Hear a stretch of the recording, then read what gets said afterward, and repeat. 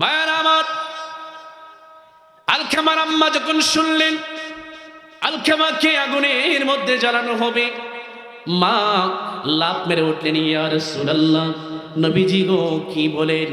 আমার কলিজার টুকরা সন্তানকে বুঝে আপনি আগুন দিয়ে জ্বালিয়ে দিবেন? নবী কয়, হ, যেহেতু আপনাকে সে কষ্ট দিয়েছে এই জন্য আলকামারে আমি আগুনে জ্বালায়া দিব। মা কয়, ইয়া রাসূলুল্লাহ, আপনি আমার সন্তান রে আমার চোখের সামনে জ্বালায়া দিবেন, আমি মা হইয়া আমার সন্তানের এই আগুনের মধ্যে আমার সন্তান রে আমি দেখে কি সহ্য করতে পারবো? আল্লাহ, মা মা সন্তানকে আগুনের মধ্যে রাখতে পারবে না, সহ্য করতে পারবে না। মা ডাক দিয়ে কই, ইয়া রাসূলুল্লাহ, আমার সন্তান আগুনের মধ্যে থাকবে আর আমি সেটা চেয়ে চেয়ে দেখবো, এটা তো আমি সহ্য করতে পারবো না। নবী কয়, মা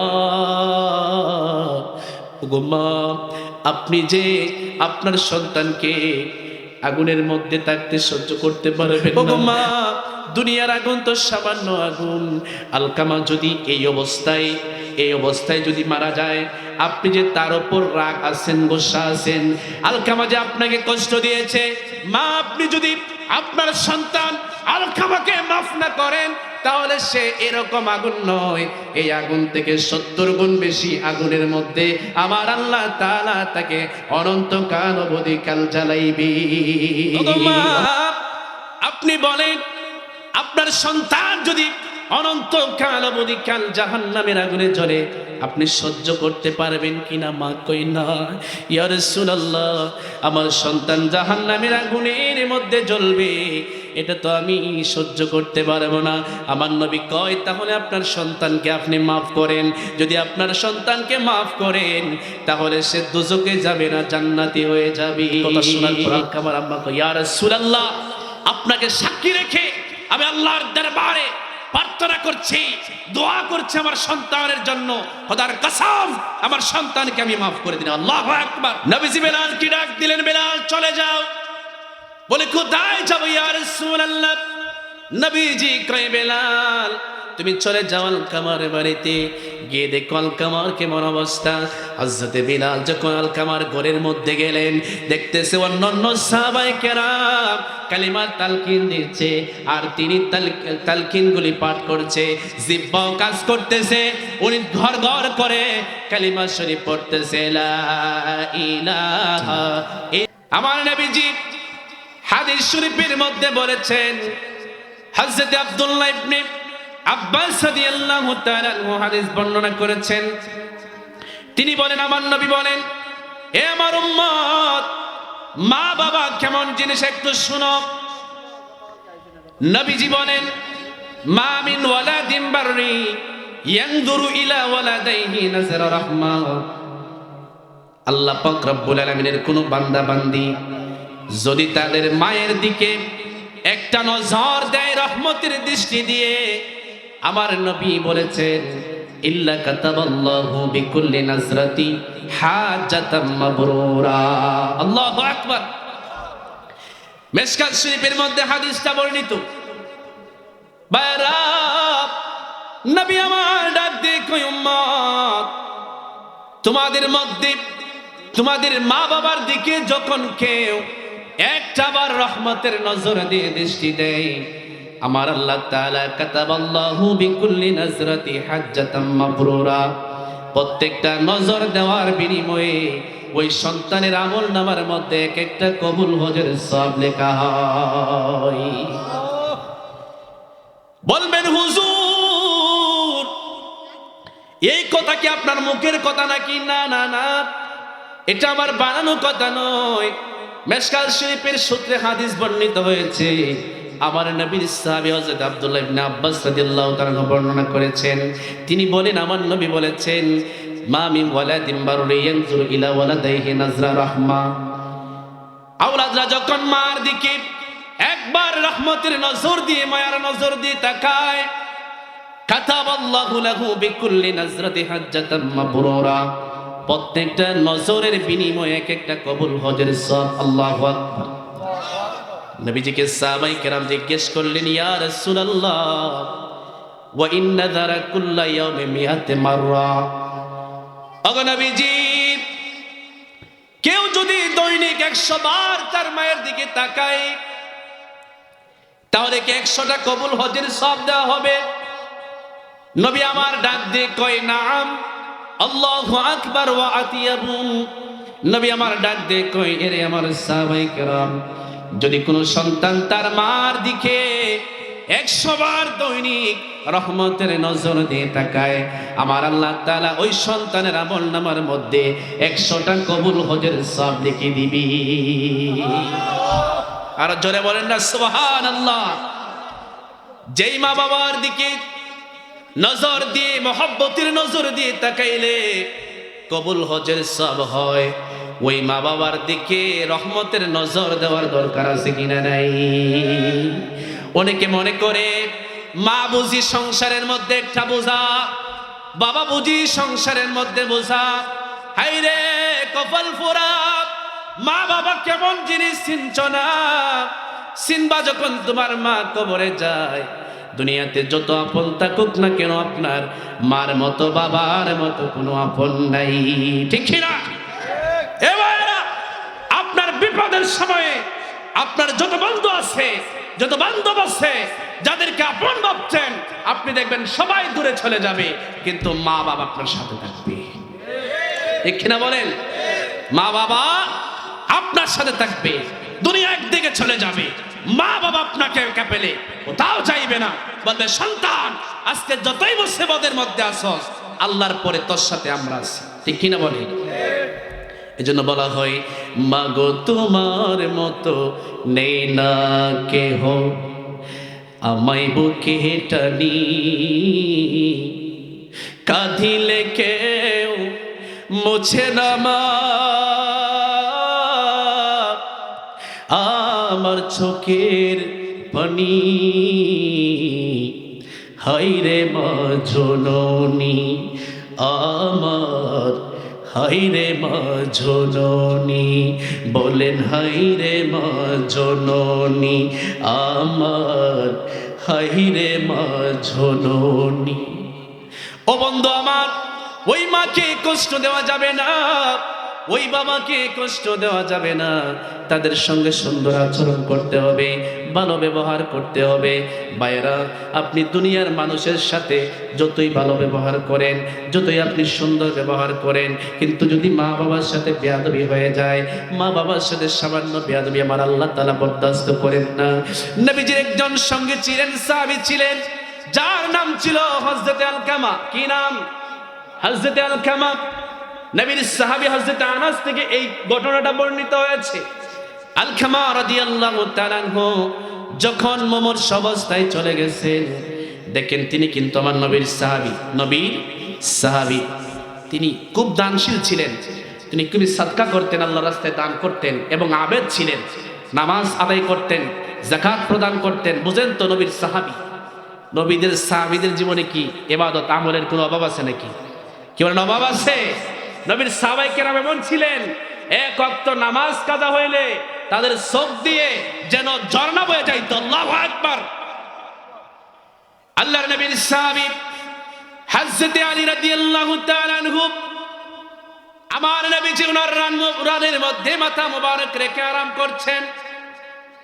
এমন পর্যায়ে আসরের ওয়াক্ত চলে গেছে, আসরের নামাজ পড়তে পারে নাই। ফালাম ইউসাল্লাল আসর হাত্তা গরাবাতিশ শামস। নবী আমার আলী রাদিয়াল্লাহু তাআলা আনহুর রানের মধ্যে মাথা মোবারক রেখে আরাম করছেন। অপর দিক দিয়ে আসরের নামাজের ওয়াক্ত চলে গেছে। মাগরিবের ওয়াক্ত যখন শুরু হয়ে গেছে, আলী রাদিয়াল্লাহু তাআলা আনহু ওই যে আসরের নামাজ পড়তে পারে নাই, এই জন্য তিনি কান্নায় লিপ্ত হয়ে গেছে। কান্না শুরু করে দিচ্ছে। কানতে কানতে একটা পোড়া পানি আমার নবীজির শরীর মুবারকের মধ্যে যখন পড়লো, নবী ডাক দিয়ে, আলী কান্দো কেন রে আলী? কে তোমাকে মারছে? কে তোমাকে আঘাত করছে? আলী বলে, ইয়া রাসূলুল্লাহ, নবীজি ও গো মায়ের নবী, দয়াল নবী, কেউ আমাকে মারে নাই, আঘাত করে নাই। বলে কান্দো কেন? বলে কান্দি গো নবীজি, ইসলাম ধর্ম গ্রহণ করার পরে আজ পর্যন্ত আমার এক ওয়াক্ত নামাজও কাজা হয় নাই। আল্লাহু আকবার। ইয়া রাসূলুল্লাহ, একটা ওয়াক্ত নামাজ আমার কাজা হয় নাই নবীজি। আজকে আপনি আমার রানীর মধ্যে মাথা মোবারক রেখে আরাম করছেন, অপর দিক দিয়ে আসরের নামাজটা কাজা হয়ে যাচ্ছে, আমি আপনাকে ডাকও দিতে পারছি না, আবার নামাজটাও যে চলে যাচ্ছে, নামাজ যে কাজা হয়ে গেছে সেটাও মানতে পারছি না। আমার নবী বড় খুশি হয়ে গেলেন।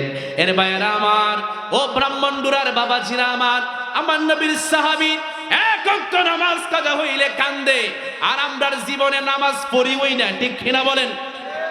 শত শত ওয়াক্তের নামাজ আমরা শ্বাস চলে বৈশা বৈশা খেলার মধ্যে খেলতে খেলতে খাটাইয়া দিছি, ঠিক কিনা বলেন?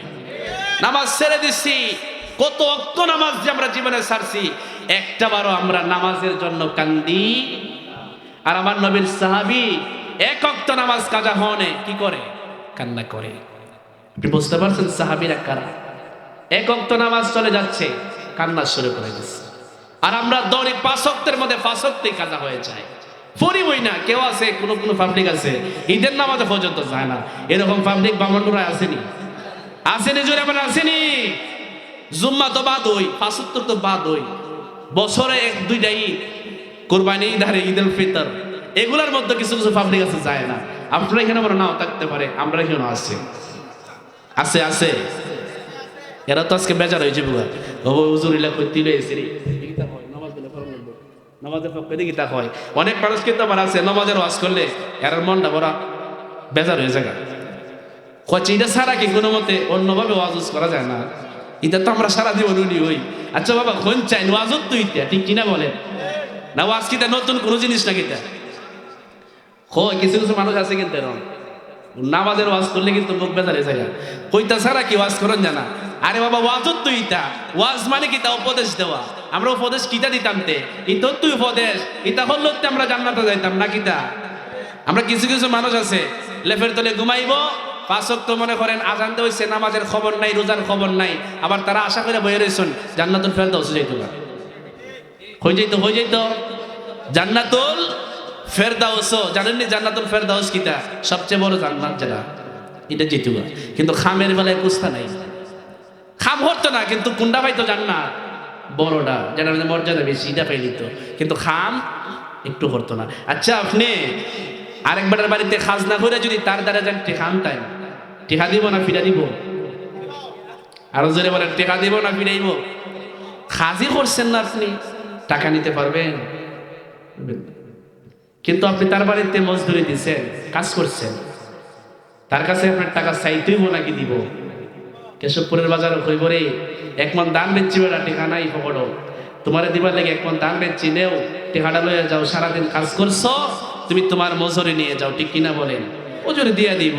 আর খাজনা করে যদি বেটা তার টেকা আছেন, বেটা বারাঙ্গাতে দিলে সাম্পাদা দিব, ঠিক কিনা বলেন?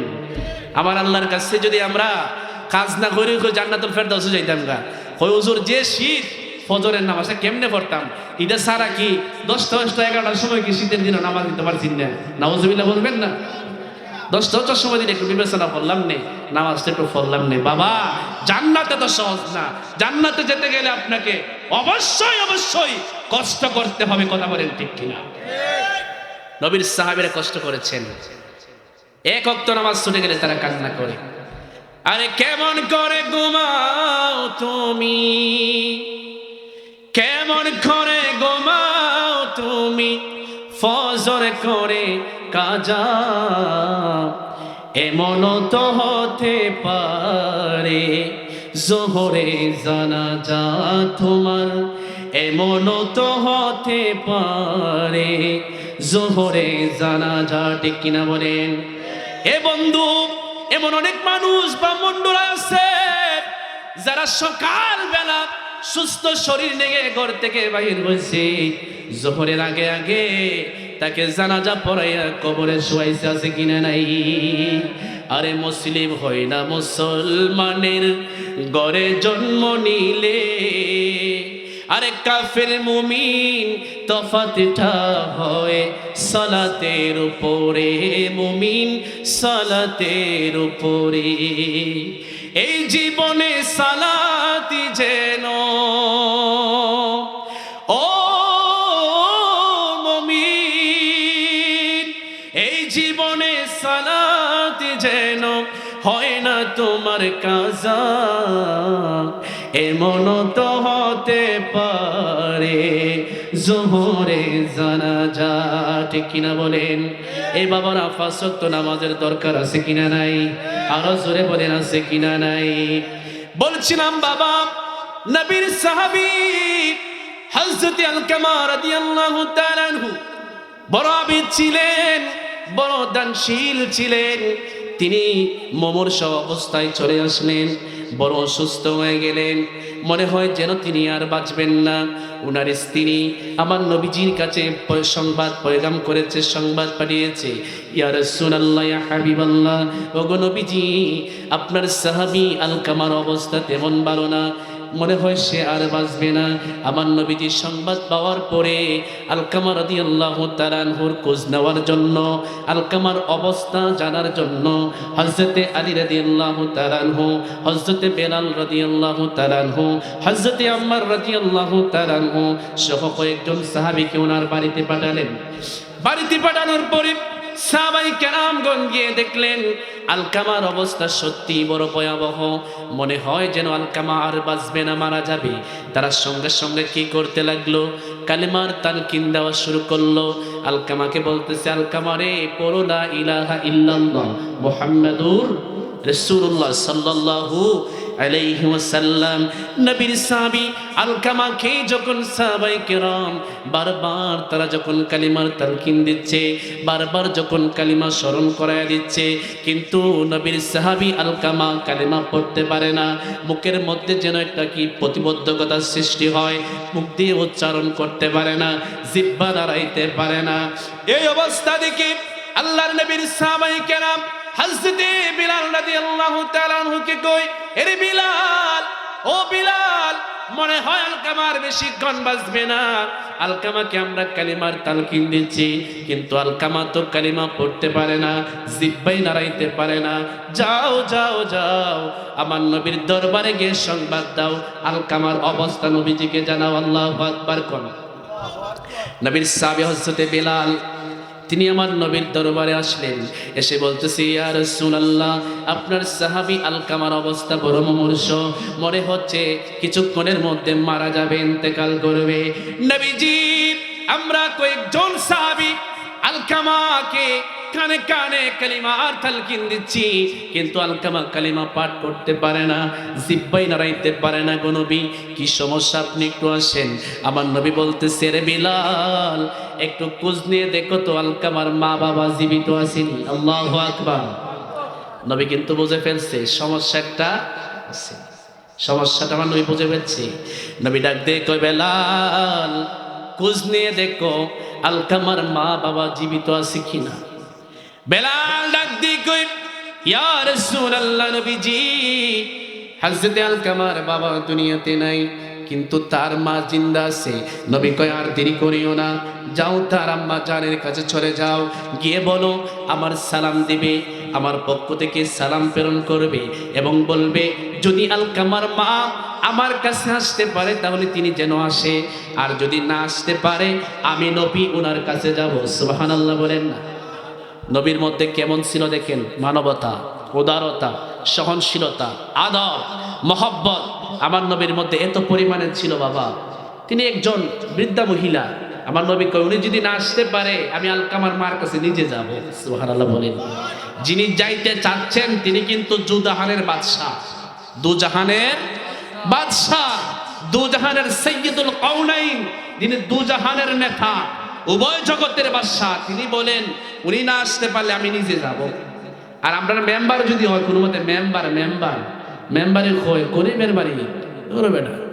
আজকে দাওয়াতটা জুট লাগতো না রে, আজকে গরিব বেড়া আনেতে খাই, কিতা খাওয়াইব বিচারের মধ্যে নিলে, তুই আর কিতা খাওয়াইবে রে, ইবারের ঘর খাইলি মনে যে এবার বিল্ডিং ঘর। আমি মনে অবাস্তব পুস্তাক হইতেছি, অবাস্তব পুস্তাক হইতেছি নি।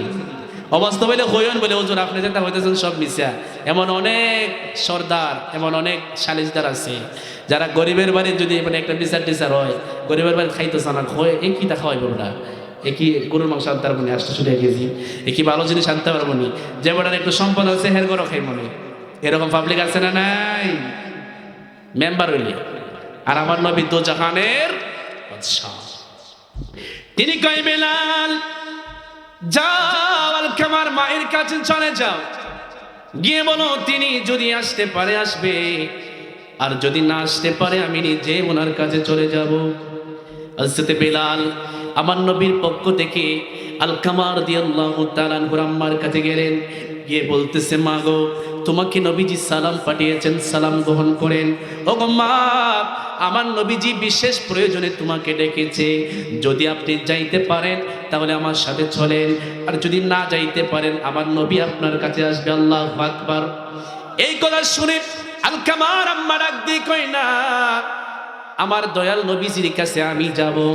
তিনি চলে আসলেন আমার নবীজির কাছে। আসার পরে আমার নবী কই মা, ওগো মা সত্যি কথা বলবে, আমি তোমাকে কয়েকটা প্রশ্ন করব, যথাযথ উত্তর কিন্তু আমাকে দিতে হবে। আলকামার আম্মা কই ইয়া রাসূলুল্লাহ, ওগো নবীজি আমি দুনিয়ার মানুষের সামনে যদিও মিথ্যা কথা বলার সম্ভাবনা থাকতে পারে, কিন্তু আপনার সাথে মিথ্যা কথা বলতে পারবো না। ইয়া রাসূলুল্লাহ আপনি যে প্রশ্ন করবেন প্রশ্নের যথাযথ উত্তর দিব। আমার নবী ডাক দিয়ে কই মা আপনার সন্তান কেমন ছিল? বলে কে? বলে আলকামা। কেমন ছিল গো মা? মা ডাক দিয়ে কই ও গো নবীজি আমার সন্তান আলকামা সে কিন্তু আবেদ, নামাজ আদায় করে, সাদকা দেয়, এত পরিমাণে সাদকা আল্লাহর রাস্তায় দান করে তার কোনো হিসাব নিকাশ নেই। নবী আমার কই মা আলকামা আপনার সাথে কেমন সম্পর্ক তার? ওগো মা আলকামার সম্পর্ক আপনার সাথে কেমন, কেমন ছিল আপনার সন্তান আপনার সাথে সম্পর্ক, এই অবস্থায় একটু আমাকে জানান। মা কিন্তু একটু নিস্তব্ধ হয়ে গেছে, নীরব হয়ে গেছে, একটু তিনি চুপ রইলেন, শব্দ করছেন না। নবী আমার বুঝে গেছে ঠিক এই জায়গাটাতে সমস্যা। নবী আমার ডাক দিয়ে কয় মা, ওগো মা বলেন কি সম্পর্ক ছিল আপনার সাথে? চোখ থেকে মহিলা ডাক দিয়ে কয় ইয়া রাসূলুল্লাহ আপনার সাথে তো আমি মিথ্যা কথা বলতে পারবো না, সত্য কথাই বলছি। আমার সন্তান কিন্তু এমনি ভালো, কিন্তু তার স্ত্রীর উপর আমার উপর তার স্ত্রীর বেশি প্রাধান্য দিত। কোনো কোনো ক্ষেত্রে আমার হুকুমটাকে অমান্য করে তার স্ত্রীর হুকুম সে মেনে নিত। এই জন্য তার প্রতি আমার একটু কষ্ট ছিল, আমার একটু মন খারাপ ছিল, সন্তানের প্রতি একটু অভিমান ছিল। নবী আমার কয় বেলাল কেসটা তো আমি ধরে পেরেছি রে বেলাল। আলকামা আমার সাহাবী হওয়ার পরেও, এত আবদ হওয়ার পরেও, এত নামাজ পড়েছে, এত সাদকা করেছে, তারপরও সে কেন কালিমার তালকিন পাঠ করতে পারছে না? একটা মাত্র কারণ, কারণ আলকামার মা তার প্রতি বেজার। নবী কয় বেলাল যাও শুকনা লাকড়ি নিয়ে আসো আর আগুনের ব্যবস্থা করো। বলে কি করবেন? বলে আনো। আনার ব্যবস্থা করা হলো। ব্যবস্থা করার পরে নবীজি হুকুম দিলেন, এর বেলাল আলকামাকে নিয়ে আগুনের মধ্যে ছেড়ে দাও, আগুনের মধ্যে তাকে দগ্ধ করো। এই কথা শোনার পরে মা লাফ দিয়ে দাঁড়াইছে। আল্লাহু আকবার বলেন। মা কিন্তু এমন মায়া রে, সন্তানের প্রতি মায়ের এমন মায়া, এমন দয়া। আমার আল্লাহ তাআলা কালামে পাখির মধ্যে বলেন, এরে মানুষ আজকে তুমি বড় হয়েছ, বয়স হয়েছে, আজকে তুমি নিজে নিজেই হাঁটতে পারো, চলতে পারো, খাইতে পারো, কথা বলতে পারো, এই জন্য তুমি মারে বলে গেছো শোনো তুমি একটা সময় পার করে এসেছো যখন তুমি কিছুই জানতে না। আল্লাহ তাআলা কয় ওয়াল্লাহু আখরাজাকুম মিন বুতুনি উম্মাহাতিকুম লা তা'লামুনা শাইয়া। আল্লাহু আকবার, কি বলবেন না? আমার আল্লাহ তাআলা কয় তোমরা তোমাদের মায়ের গর্ভ থেকে যখন ভূমিষ্ঠ হয়েছো তখন তোমরা কিছুই চিনতে না, কিছুই জানতে না। জানতাম না। কি কিভাবে খাইতে হয় সেটাও জানতাম না, কিভাবে হাঁটতে হয় সেটাও জানতাম না, কিভাবে কথা বলতে হয় সেটাও জানতাম না। আল্লাহ কই, যখন তুমি কিছুই জানতে না, ওই সময়ে আমি তোমার মায়ের ভিতরে তোমার দিয়ে তো মোহব্বত পয়দা করে দিয়েছি। তোমার যখন খাবারের প্রয়োজন হয়েছে, তুমি মাকে ডাক দিতে হয় নাই, মা আমাকে একটু খাবার দাও। তোমার যখন পায়খানা করার প্রয়োজন পড়েছে, মাকে বলতে হয় নাই, মারে আমি পায়খানা করব। তোমার যখন কোনো কিছুর প্রয়োজন হয়েছে, তুমি শুধুমাত্র একটা চিৎকার দিয়েছো, আর তোমার চিৎকারটা শোনা মাত্রই তোমার মা যেখানে থাকুক না কেন, তোমার চিৎকার শোনার সঙ্গে সঙ্গে তোমার কাছে কিনা বল। ভাইয়ারা আমার, আলকামার আম্মা যখন শুনলেন আলকামাকে আগুনের মধ্যে জ্বালানো হবে, মা লাফ মেরে উঠলেন, ইয়া রাসূলুল্লাহ, নবীজি গো কি বলেন, আমার কলিজার টুকরা সন্তানকে বুঝে আপনি আগুন দিয়ে জ্বালিয়ে দিবেন? নবী কয়, হ, যেহেতু আপনাকে সে কষ্ট দিয়েছে, এই জন্য আলকামারে আমি আগুনে জ্বালায়া দিব। মা কয়, ইয়া রাসূলুল্লাহ, আপনি আমার সন্তান রে আমার চোখের সামনে জ্বালায়া দিবেন, আমি মা হইয়া আমার সন্তানের এই আগুনের মধ্যে আমার সন্তান রে আমি দেখে কি সহ্য করতে পারবো? আল্লাহু আকবার। মা মা মা সন্তানকে আগুনের মধ্যে রাখতে পারবে না, সহ্য করতে পারবে না। মা ডাক দিয়ে কই, ইয়া রাসূলুল্লাহ, আমার সন্তান আগুনের মধ্যে থাকবে আর আমি সেটা চেয়ে চেয়ে দেখবো, এটা তো আমি সহ্য করতে পারবো না। নবী কয়, মা ওগো মা, আপনি যে আপনার সন্তানকে আগুনের মধ্যে থাকতে সহ্য করতে পারবেন না, আপনি মেনে নিতে পারবেন না। ওগো মা, দুনিয়ার আগুন তো সামান্য আগুন। আলকামা যদি এই অবস্থায় যদি মারা যায়, আপনি যে তার উপর রাগ আছেন, গোসা আছেন, আলকামা যে আপনাকে কষ্ট দিয়েছে, মা আপনি যদি আপনার সন্তান আলকামাকে মাফ না করেন, তাহলে সে এরকম আগুন নয়, এই আগুন থেকে 70 গুণ বেশি আগুনের মধ্যে আমার আল্লাহ তাআলা তাকে অনন্তকাল অবধি কাল জ্বালাইবে। আল্লাহু আকবার। ওগো মা, আপনি বলেন, আপনার সন্তান যদি অনন্তকাল অবধি কাল জাহান্নামের আগুনে জ্বলে, আপনি সহ্য করতে পারবেন কিনা? মা কই, না ইয়া রাসূলুল্লাহ, আমার সন্তান জাহান্নামের আগুনের মধ্যে জ্বলবে, এটা তো আমি সহ্য করতে পারবো না। আমার নবী কয়, তাহলে আপনার সন্তানকে আপনি মাফ করেন। যদি আপনার সন্তানকে মাফ করেন, তাহলে সে দোজখে যাবে না, জান্নাতি হয়ে যাবে। নবীজির এই কথা শোনার পর আলকামার আম্মা কয়, ইয়া রাসূলুল্লাহ, আপনাকে সাক্ষী রেখে আমি আল্লাহর দরবারে প্রার্থনা করছি, দোয়া করছি আমার সন্তানের জন্য, খোদার কসম আমার সন্তানকে আমি মাফ করে দিন। আল্লাহু আকবার। নবীজি বেলালকে ডাক দিলেন, বেলাল চলে যাও। বলে, কোথায় যাব ইয়া রাসূলুল্লাহ? নবীজি কয়, বেলাল তুমি চলে যাও আলকামার বাড়িতে, গিয়ে দেখো আলকামার কেমন অবস্থা। হযরতে বিলাল যখন আলকামার ঘরের মধ্যে গেলেন, দেখতেছে অন্যান্য সাহাবায়ে কেরাম কালিমার তালকিন দিচ্ছে, আর তিনি তালকিনগুলি পাঠ করছে, জিহ্বাও কাজ করতেছে, উনি ঘর ঘর করে কালিমা শরীফ পড়তেছে, লা ইলাহা ইল্লাল্লাহ, লা ইলাহা লা ইলাহা লা ইলাহা সুবহানাল্লাহ ওয়ালহামদুলিল্লাহ লা ইলাহা ইল্লাল্লাহ সুবহানাল্লাহ লা ইলাহা লা ইলাহা ইল্লাল্লাহ লা ইলাহা লা ইলাহা